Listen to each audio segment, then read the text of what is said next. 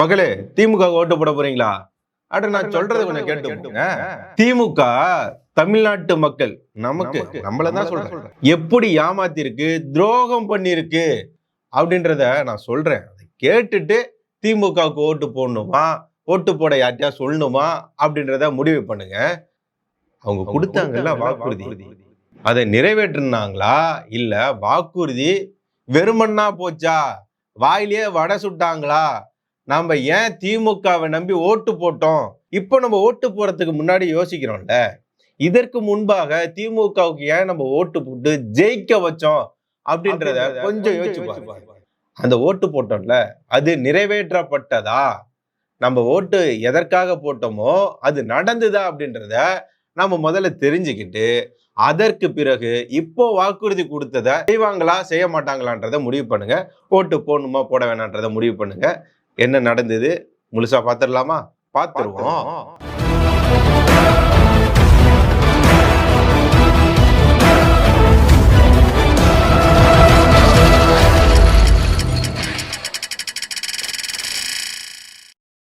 நம்ம இளைஞர்கள், மாணவர்கள் திமுகவுக்கு ஏன் ஓட்டு போட்டோம்? எந்த பயனும் இல்ல. ஓட்டு எதற்காக நீங்க போட்டீங்க? எந்த பயனும் இல்ல. கல்வி கடனை தள்ளுபடி பண்ணுவோம்னு சொன்னாங்களா? ஆனா அதை செஞ்சாங்களா? இப்போ அந்த வாக்குறுதி இருக்கா? திமுக வாக்குறுதி கல்வி கடனை தள்ளுபடி பண்ணுவோம்னு சொல்லி அவங்க வாக்குறுதி கொடுத்திருக்காங்களா? ஏற்கனவே கொடுத்த வாக்குறுதி என்ன ஆச்சு? கேள்வி இருக்கா? அதன் பிறகு மாணவர்களுக்கு இந்த லேப்டாப் கொடுத்தாங்க, மடிக்கணினி திட்டம் அப்படின்னு. இப்போ இவங்க ஆட்சிக்கு வந்த பிறகு என்ன சொன்னாங்க? நாங்க லேப்டாப் கொடுக்க போறது இல்ல, அதற்கு பதிலாக டேப் கொடுப்போம் அப்படின்னாங்க. ஆனா அந்த டேப் நீங்க எங்கேயாவது பாத்தீங்க? நான் பார்க்கலப்பா. அம்மா மடிக்கணினி திட்டம் அவங்க கொடுத்தது எனக்கு ஞாபகம் இருக்கு. ஏன்னா எங்க ஸ்கூல்ல, எங்க மாவட்டத்துல எங்க ஸ்கூல்ல தான் அதிகமா தேர்ச்சி சதவிகிதம்ன்றது அதிகமா இருந்ததுனால எங்களுக்கு லேப்டாப் கொடுக்கல, எங்களுக்கு பின்பு வந்த மாணவர்களுக்கு லேப்டாப் கொடுத்திருந்தாங்க. ஏங்க, நம்ம எல்லாருக்குமே தெரியும், மாணவர்களுக்கு பெரிய ஒரு உதவியா இருந்தது அந்த மடிக்கணினி திட்டம் தான். ஒரு நாளைக்கு நம்ம பார்க்க முடியலன்னா கூட ஒரு வாரத்துக்குள்ள கண்டிப்பா ஏதோ ஒரு வீட்டுல, ஏதோ ஒரு இடங்கள்ல அம்மா மடிக்கணினி திட்டத்தின் மூலமாக கொடுக்கப்பட்ட அந்த மடிக்கணினியை நம்ம பார்த்திருப்போம்.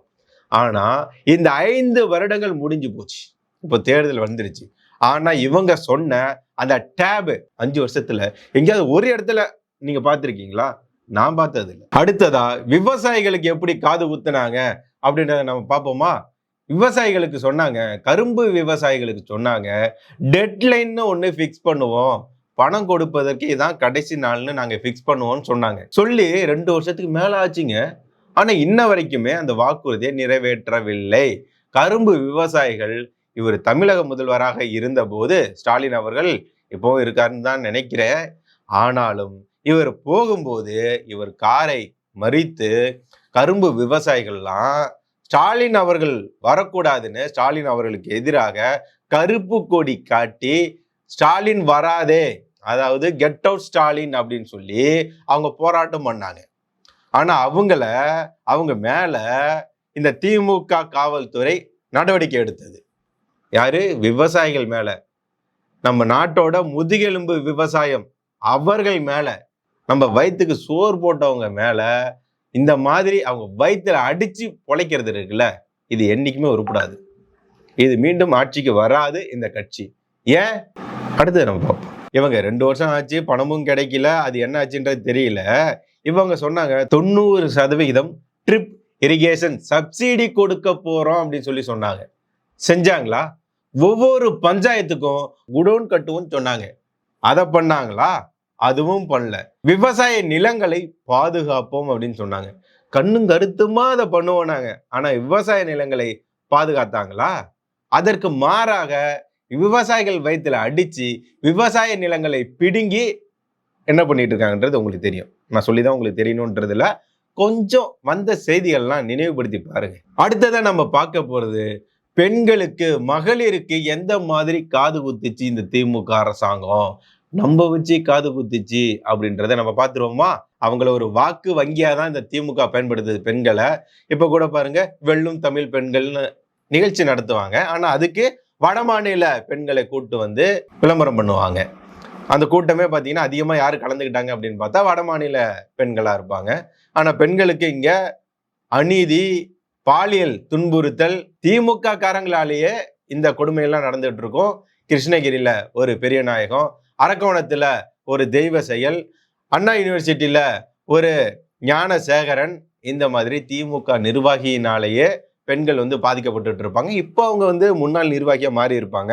இதை நான் சொல்லாம விட்டேன்னா அப்புறம் எனக்கு காது குத்துவாங்க. அதனால இப்போ இவங்க பெண்களுக்கு என்ன காது குத்திருக்காங்க அப்படின்னா, செல்ஃப் ஹெல்ப் குரூப்புக்கு 25% சப்சிடி கொடுப்போம்னு சொன்னாங்க. செஞ்சாங்களா? 50,000க்கு மேலாக இன்ட்ரெஸ்ட் ஃப்ரீ லோன் கொடுப்போம் அப்படின்னு சொல்லி சொன்னாங்க. செஞ்சாங்களா?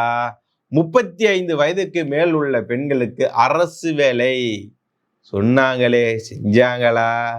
பெண்களுக்கு தனி நீதிமன்றம், இவ்வளவு சொன்னாங்களே, இதுல ஏதாவது செஞ்சாங்களா இந்த திமுக? அடுத்ததை நம்ம பார்க்க போறது துப்புரவு பணியாளர்கள், அரசு ஊழியர்கள், இவங்களுக்கு எந்த மாதிரி காது குத்திருக்காங்க அப்படின்றத நம்ம பார்த்துருவோமா? Sanitary workers weekly off over time சேலரின்னு சொன்னாங்க. தந்தாங்களா? கிடைச்சிதா? அவங்களுக்கு பணி நிரந்தரம் வேணும் அப்படின்னு சொல்லி இன்ன வரைக்குமே போராடிட்டு இருந்தாங்க. அதுல சில நபர்கள்லாம் இறந்து கூட போனாங்க.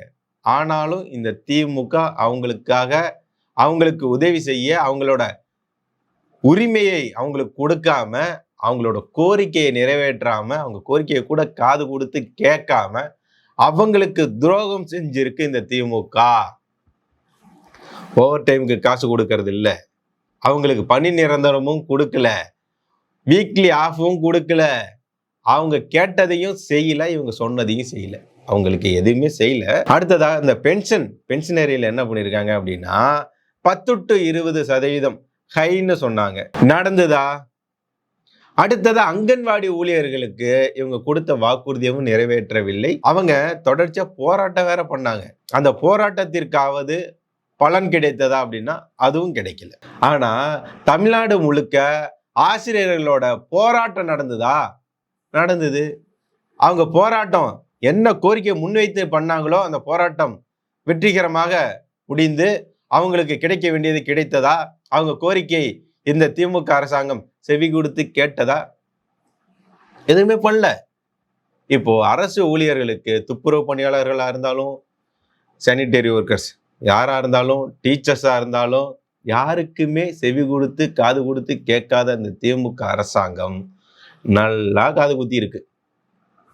கூட்டி கழிச்சு பாருங்க, கணக்கு சரியா வரும் ஓட்டு போடுறதுக்கு முன்னாடி. அடுத்ததா இந்த நிர்வாகத்துல இவங்க சொல்லி என்ன காது குத்திருக்காங்க அப்படின்னா, லோகாயுக்தா அதை மீண்டும் கொண்டு வருவோம் அப்படின்னு சொல்லி சொன்னாங்க. அது எதற்காக அப்படின்னா, ஆளும் அரசாங்கத்திற்கு அல்லது வங்கிக்கு அல்லது இந்த ஆயுள் காப்பீடு, அந்த காப்பீடு திட்டம் குறித்து மக்கள் எந்த விதமான புகார் கொடுத்தாலும் அதன் மீது நடவடிக்கை எடுக்கக்கூடிய ஒரு அமைப்பு, அதை நாங்க கொண்டுட்டு வருவோம் அப்படின்னு சொல்லி சொன்னாங்களே இந்த திமுக, மீண்டும் நடைமுறைக்கு கொண்டு வருவோம்னு சொல்லிட்டு கொண்டு வந்தாங்களா? அடுத்ததா இந்த கேஸ் சிலிண்டருக்கு சப்சிடியா 100 ரூபாய் கொடுப்போம்னு சொல்லி சொன்னாங்களே, 1 ரூபாய் கொடுத்தாங்களா? அடுத்ததா எலக்ட்ரிசிட்டி சார்ஜஸ் குறைப்போம் அப்படின்னு சொல்லி சொன்னாங்க.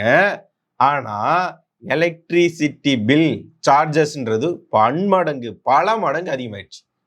300 ரூபாய் கட்டிட்டு இருந்திருப்பான் 5 வருஷத்துக்கு முன்னாடி. ஆனா இப்போ எவ்வளவு கட்டிட்டு இருப்பாங்க தெரியுங்களா? அதே வீடுதான். முன்னாடி எந்த விதமான பொருட்கள்லாம் பயன்படுத்தினாங்களோ அதே தான்.